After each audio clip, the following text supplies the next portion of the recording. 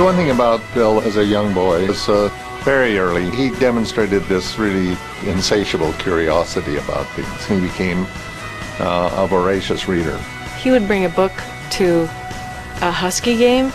I mean, how can you not sit there and be fully engaged in a Husky football game? I just didn't understand that. We knew he was smart, he was academically gifted, but we didn't have any impression that there was something world-class going on in our living room necessarily.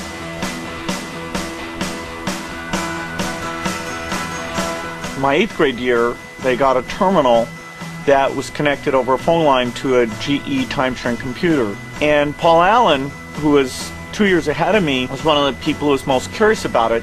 Before you knew it, there was just a core group of about a dozen of us that would spend every spare moment between classes, or if we had a spare period, in this room just learning like little sponges everything we could about programming.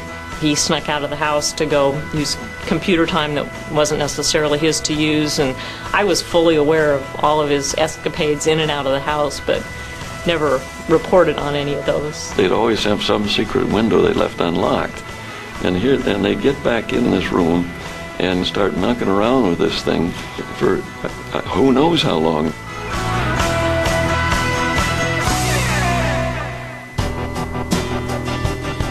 Back in college, Bill was really very intense about the things that he was interested in.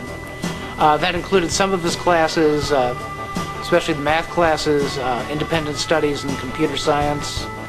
And he was very intense about games. He was very intense about pinball. He was very intense about playing Pong and Breakout. And most of all, he was very intense about playing poker. It's a cold Boston winter, and we're at Harvard Square, where there's this magazine store. I saw the Altair in Cambridge, in Harvard Square in Cambridge, and showed Bill the magazine, and I said, we should do BASIC for this. Paul says, look, this is happening without us. You know, we're going to miss it. Somebody else is going to do the cool software. And so we hunker down and write a BASIC interpreter for this 8080 chip. Then we were calling up this company with the kit computer and saying, we have a BASIC. And they say, oh yeah, sure. And so Paul flew to Albuquerque.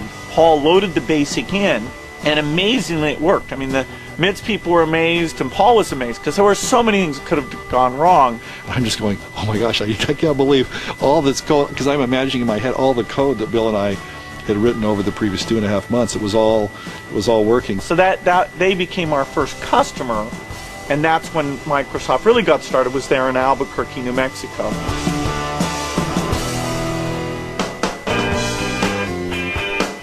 This one morning, in comes this kid, hair's all messed up, he has jeans and sneakers, and he's walking by my desk and says, hi.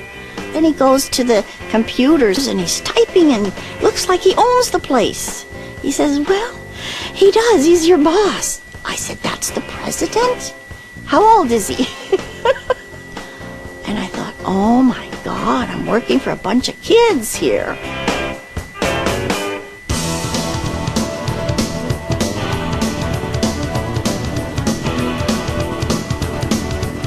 Ohio Scientific Billings, Kermemco, IMSI. People don't remember these names, but like the start of any industry, there was just a flourishing of lots and lots of companies, 90% of which went out of business. But we got to do the BASIC for all those machines. And so it was a very exciting time period where I was kind of traveling and doing the business stuff as well as writing a lot of code. And the code had to be very small and precise. In those days, you know, it wasn't like you could waste any memory at all. So it had a certain beauty that, you know, we were doing the best small software. Bill loved to challenge people about, you know, well, you know, I could do that in 2 days. I could write that in, you know, over the weekend. It kept everybody on their toes. We accomplished things that we probably otherwise would never have figured out we could have done. Kazuhiko Nishi is a lot like Paul and I. That is, he was an independent thinker. He'd seen the microprocessor and what it could do. He and I met, and we found that we had a common view that the computer could do amazing things.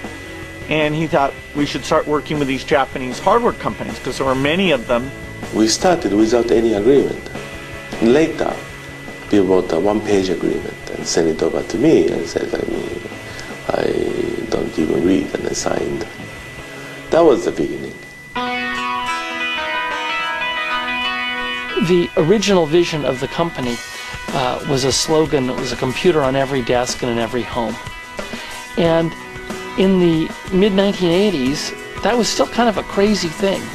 And we get a lot of pushback from people who would either say, look, there's no way that they'll be on every desk, because most business people don't need a computer. And especially they don't need it in the home. That's what we took most grief for, was this idea that, what, a computer in every home? What would you do with it? It went in a very short period of time from insane that everyone would have a computer to, my God, of course everyone needs to have a computer.